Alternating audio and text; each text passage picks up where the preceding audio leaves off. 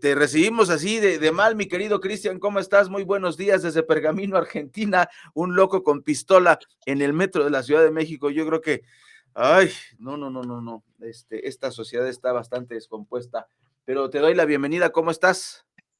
Bien, muy bien, como siempre encantado, querido amigo, de estar con vos y con la audiencia un miércoles más.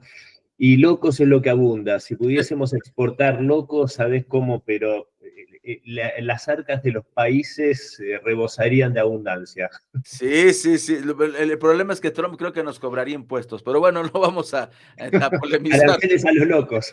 Sí, aranceles a los No, locos. es que con la cantidad de locos que tiene Estados Unidos tiene que proteger la industria propia. La industria local. Sí, por supuesto, por supuesto.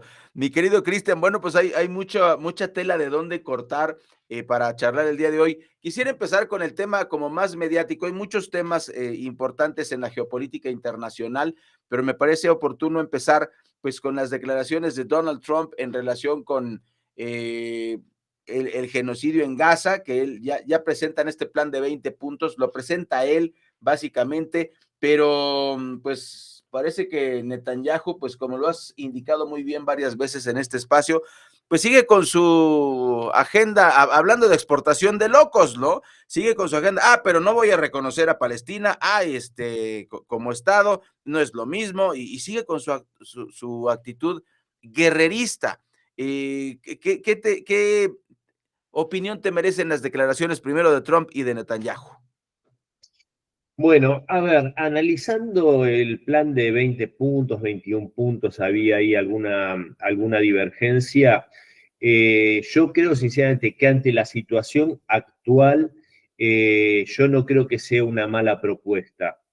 Sinceramente, hay que priorizar que se detenga de cuajo el derramamiento de sangre, ese plazo de 72 horas, la liberación de Los prisioneros rehenes. condenados a cadena perpetua, palestinos, unos 1.700, si no me equivoco, palestinos también detenidos de forma arbitraria en muchos casos a partir del 7 de octubre de 2023.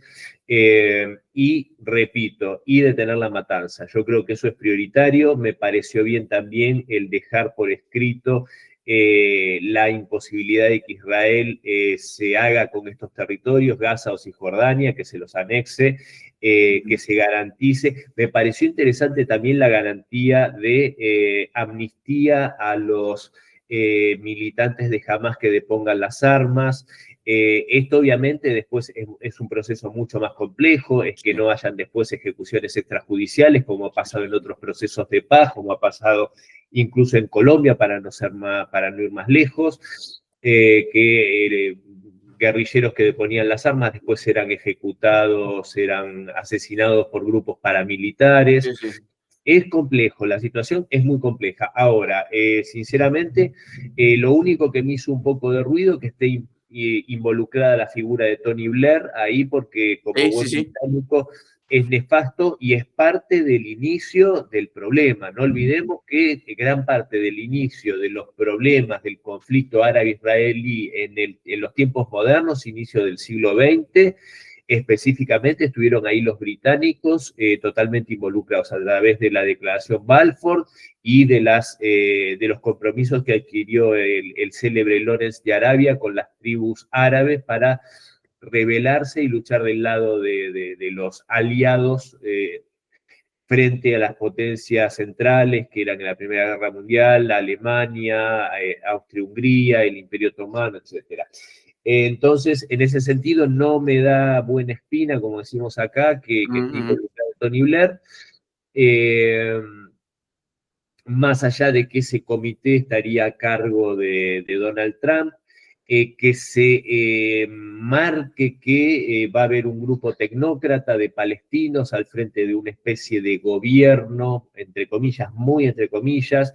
También me da a pesar de que muchos, ahí me parece que hay cierta injusticia, ahí me parece que es cuando nubla la razón y las pasiones nublan un poco la razón, cuando se ha tildado, yo he escuchado colegas que han tildado hasta de traidor a Mahmoud Abbas, y a la Autoridad Nacional Palestina. A mí me parece que eso no es justo. A mí me parece que la Autoridad Palestina, Al-Fatah, en su momento la OLP a cargo de Yasser Arafat, son los que inicialmente llevaron la lucha por la liberación de Palestina, y hacer eso me parece más que injusto, porque sabemos, y lo hemos hablado, que de hecho traición se podría hablar de cómo jamás se favoreció de, justamente, y valga la redundancia, los favores de Israel para afianzarse en Gaza y destronar, entre comillas, a Al-Fatah en la preferencia del pueblo gazatí,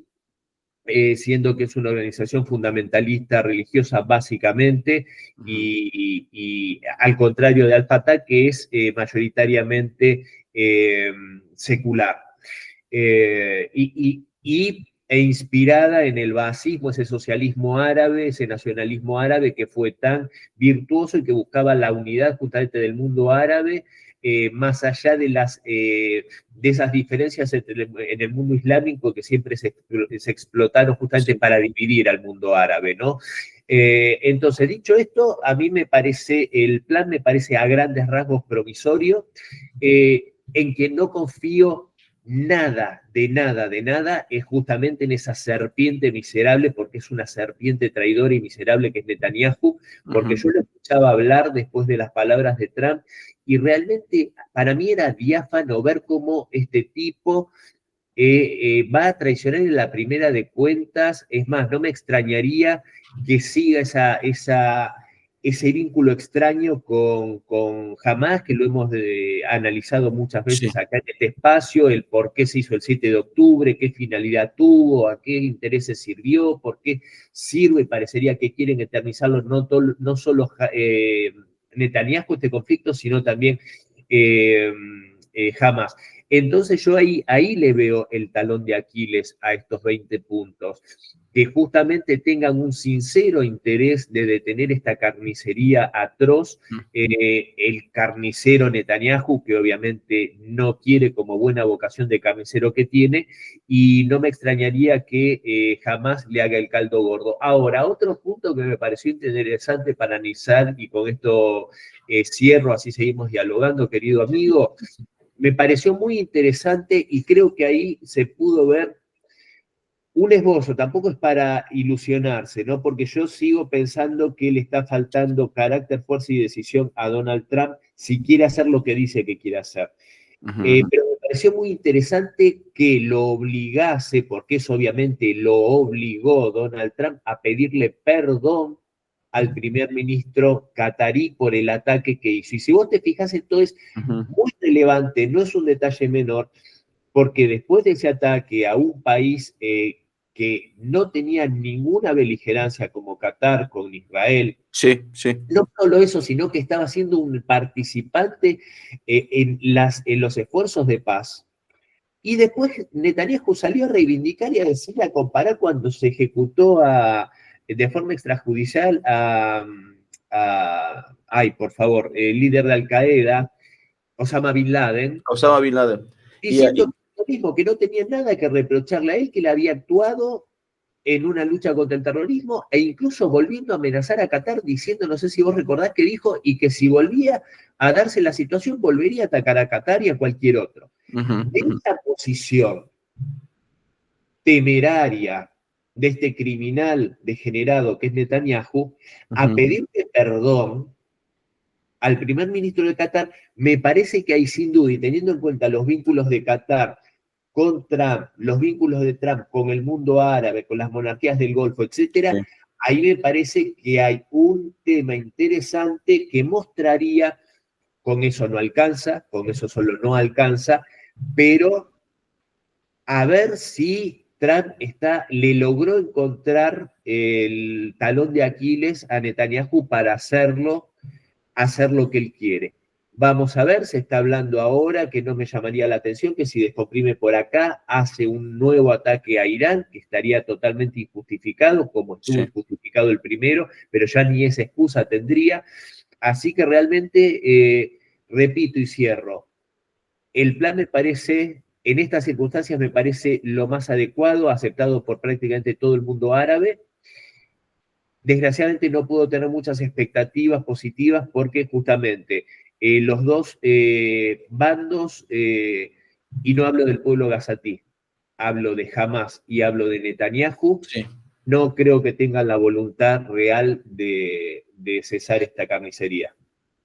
Sí, sí, y para pasar al siguiente tema, te preguntaría, es una pregunta sencilla, la pongo entre comillas, por supuesto, ¿es un golpe de Estado lo que estamos viendo, un golpe de Estado al grupo de Hamas, lo que está haciendo Estados Unidos?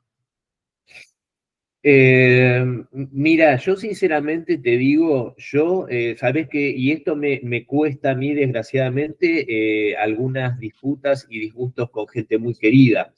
Yo no creo que jamás tenga la autoridad moral ni ética como para dirigir los destinos del pueblo gazatí, justamente porque es una organización terrorista. Lo que hizo el 7 de octubre, como lo dijo, no lo digo solo yo, lo dijo nadie puede dudar de la ética y de la calidad como estadista y aparte la autoridad moral que tiene para hablar el ministro de Relaciones Exteriores, Sergei Lavrov. Y Sergei Lavrov no lo dijo ahora, lo dijo el mismo 7 de septiembre y lo condenó Rusia como un acto terrorista, un acto en el cual se atacó población civil Civil. indefensa por parte de Hamas y con el dejar actuar de Netanyahu. Eso algún día, si queremos justicia, eso se va a tener que investigar Claro. profundamente y espero que los responsables israelíes paguen por eso. Dicho esto, y también, por supuesto, Lavrov, y adhiero a esas palabras, también dijo en la última sesión en las Naciones Unidas que no se puede justificar el ataque terrorista, como tampoco se puede tomar como excusa y justificar la carnicería que está haciendo Netanyahu justificando ese ataque. Tiene que atacar a los terroristas, no al pueblo, y no puede Claro. decir y enorgullecerse. El otro día yo lo escuchaba, es un caradura, diciendo que en una guerra urbana, en un combate urbano, tener una efectividad de más de un civil muerto o sea, menos de 2 civiles muertos por cada terrorista muerto era un éxito. Es un Claro, claro, desgraciado este claro. tipo, no puede justificar esos números bestiales. Entonces, repito, yo sinceramente, más allá de que puede cuadrar o no en golpe de Estado, lo que sea, yo creo que jamás perdió legitimidad, cualquier tipo de legitimidad, primero, al tener originariamente esa convivencia con Israel para desplazar a un competidor político palestino, Sí, o sea, porque es como decir, dos partidos políticos de una nacionalidad, uno de ellos se alía a una potencia extranjera solapadamente y recibe ayuda para mellar a la otra. Entonces ya ahí hay algo que no me gusta. Y después del ataque terrorista del 7 de octubre, yo creo que no tiene la autoridad moral como para... Entonces, sinceramente creo que yo no sé, tal vez se puede encuadrar legalmente en una figura de golpe de Estado. Yo particularmente, Cristian La Mesa, no pondría demasiado foco en eso porque yo creo que lo peor que le pasó después de la ocupación israelí al pueblo gazatí es justamente la organización Hamas. sí, claro, claro, claro, claro. Bueno, pues vamos a poner ahí un post-it en el refri, porque ese tema va a dar mucho de qué hablar. Ojalá que ya se llegue a la paz, concuerdo contigo. Lo importante es que entre la ayuda humanitaria y dejen de matar gente inocente. Creo que es lo fundamental. Y el otro tema que nos trae, y lo divido en dos, pues es la disposición, lo has dicho tú muchas veces aquí, la disposición de los líderes europeos de entrar en guerra con Rusia y están inventando cualquier cosa. Ahora por el tema de Moldavia, en el que no sé por qué hacen fiesta, pero bueno, están haciendo una fiesta los de la OTAN. Pues el pretexto para desafiar a Rusia con el tema de los aviones y amenazar tumbar aviones y preguntarte acerca también en la segunda parte de la idea, pues la reacción del Kremlin con las palabras del exministro británico sobre la necesidad de asfixiar a Crimea. Pero ahora sí, son las dos ideas, pero empecemos por el tema de los aviones. Ya lo demostraste tú muy claramente, el tema de los drones falsos con los que empezó esta escalada de vamos a atacar a Rusia como sea, ¿no? Sí, a ver, en el panorama actual estamos asistiendo a ese globalismo que hoy está enfocado y centrado en Europa. Antes la casa matriz la teníamos en Washington, en la Casa Blanca. Ahora sabemos que más allá de los dislates a los que nos tiene acostumbrado Donald Trump, no es un globalista, no es sirviente de los intereses de las grandes corporaciones financieras que sí dirigen a Macron, a Merz, a Starmer y a toda esta caterva de desgraciados, pero esos mismos intereses no se resignan a el advenimiento de este mundo multipolar que ya está funcionando y está funcionando, está mostrando sus virtudes, y en ese sentido siguen buscando los arietes para usar en contra de Rusia, para hacer caer a Rusia, después seguirían con China, después seguirían con India, porque la ambición de ellos es estas corporaciones apoderarse de todas estas riquezas, de todos estos gobiernos, desmembrar estos países en pequeños feudos que puedan ser explotados por ellos a través de oligarquías locales. Entonces, con Ucrania prácticamente agotada, derrotada en el campo de batalla, a pesar que como un cadáver viviente siguen dándole oxígeno desde Bruselas, desde Londres.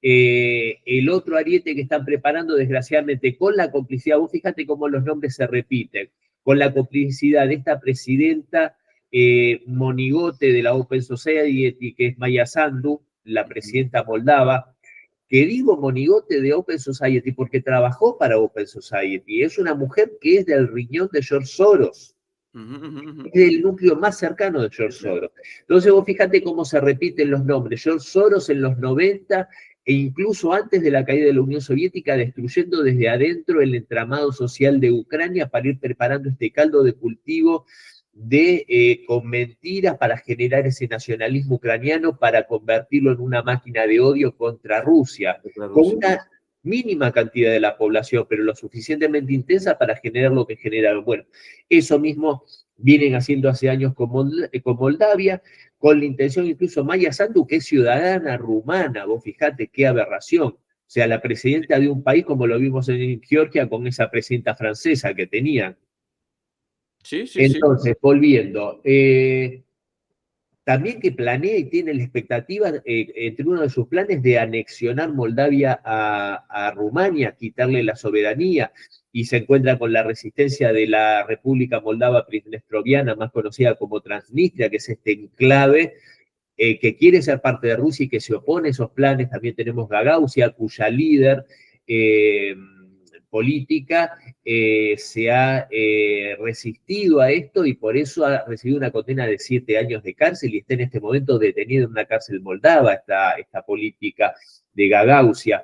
Entonces, esto es, y aparte ahí tienen justamente el ingrediente ideal, que es como hicieron en el Donbass, generar una agresión contra Transnistria, contra esta población culturalmente rusa, rusa o contra la población de Gagauzia, para generar un nuevo conflicto, porque Vladimir Putin dijo en 2008, cuando fue el ataque cobarde de la Georgia de Mikhail Saakashvili contra la población de Osetia del Sur, dijo nunca más vamos a permitir que se maten rusos donde quiera que sea. Entonces vos fijate cómo, por un lado, buscan utilizar nuevamente a otro Estado que fue un Estado hermano de todas las demás repúblicas soviéticas. Moldavia fue una de las repúblicas soviéticas donde se vivía con bienestar y con abundancia hasta la caída de la Unión Soviética, cuando destruyeron toda la industria a través de las oligarquías y las privatizaciones. Y esto obviamente se enmarca en ese contexto de estas declaraciones altisonantes y totalmente descabelladas de asfixiar a Crimea, de atacar. Hace tiempo que es interesante esta reunión que tuvo Pete Hegseth y Trump con el generalato estadounidense en una cosa totalmente desusada, para marcarles la cancha, porque también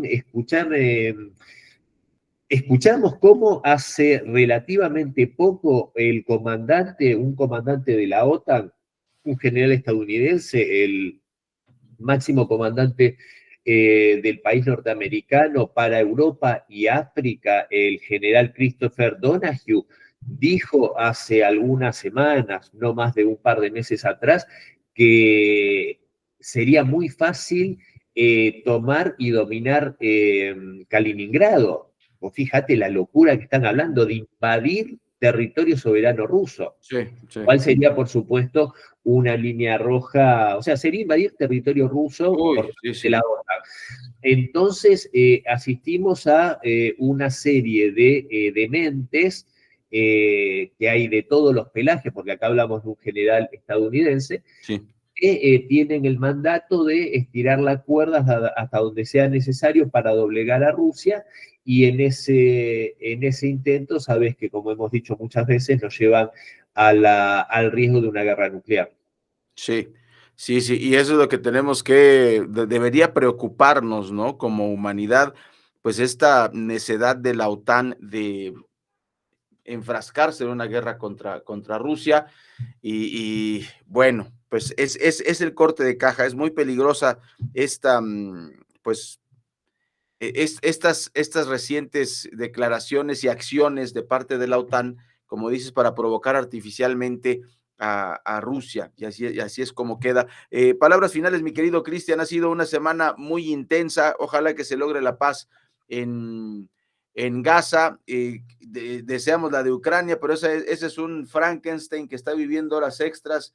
Pues Rusia incluso ya dijo que está preparada para cualquier eventualidad, ¿no? El mismo, eh, el servicio de inteligencia exterior de Rusia ya dijo que está preparada para cualquier provocación y han sido muy, muy cautos, como dices, Cristian, en los diferentes conflictos recientes y pues deseamos que siga así.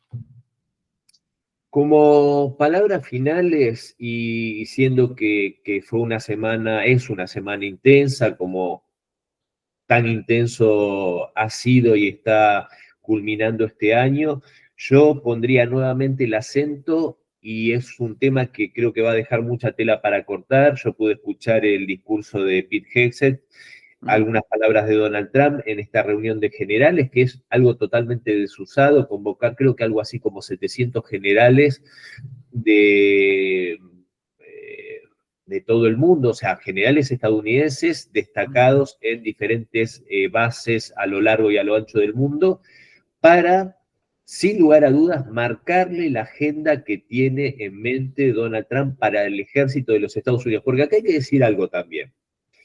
Estos intereses globalistas, estas corporaciones que buscan gobernar en esta corporatocracia que yo le llamo, también tienen el objetivo sobre Estados Unidos. También quieren llevar a cabo eso o profundizarlo incluso, porque si no, nosotros vemos la situación social, la situación de la clase trabajadora en Estados Unidos y vemos sí, todo el escenario global. Gente viviendo en las calles, crisis de Sí, fentanilo, deterioro de la calidad del trabajo de los estadounidenses, sí. salarios que no les alcanzan para vivir. Entonces, toda esa situación es el ideal para este globalismo, es lo que buscan. Y a eso, obviamente, una de las fuerzas que más objetivamente se pueden oponer por fuerza es el ejército. Y yo en eso creo que lo que busca hacer Estados Unidos, Donald Trump particularmente, es recuperar un ejército fuerte, pero no solo fuerte hacia el afuera, sino también hacia el adentro.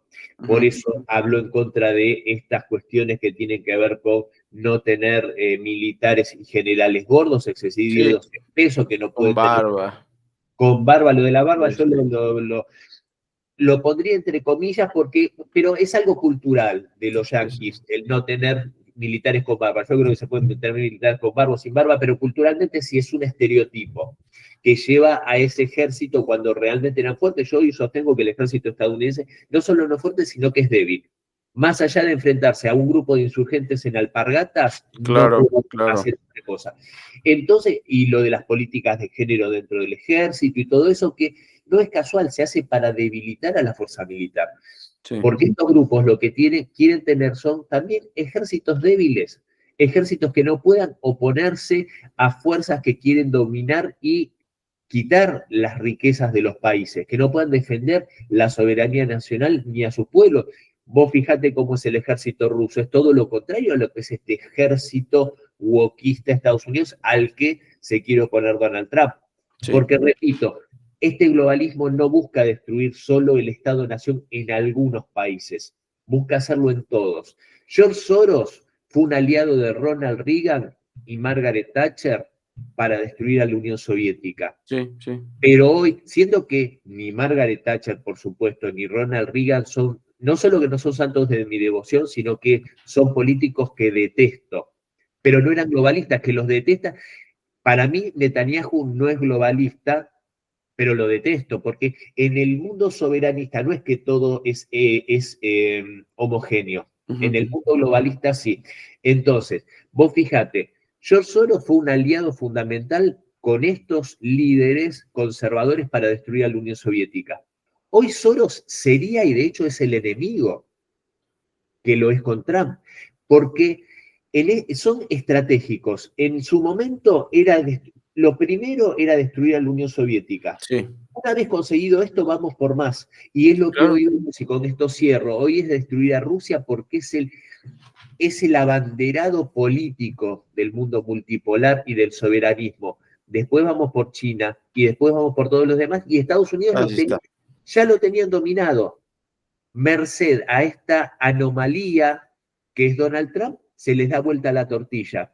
Por eso Estados Unidos está al borde de una guerra civil, que no le deseamos eso a nadie, pero con una sociedad y un generalato y un ejército totalmente dividido. Por eso esa reunión. Así que cerraría con eso y con la alegría de un miércoles más de estar charlando con vos y con la querida audiencia de Oriente Capital.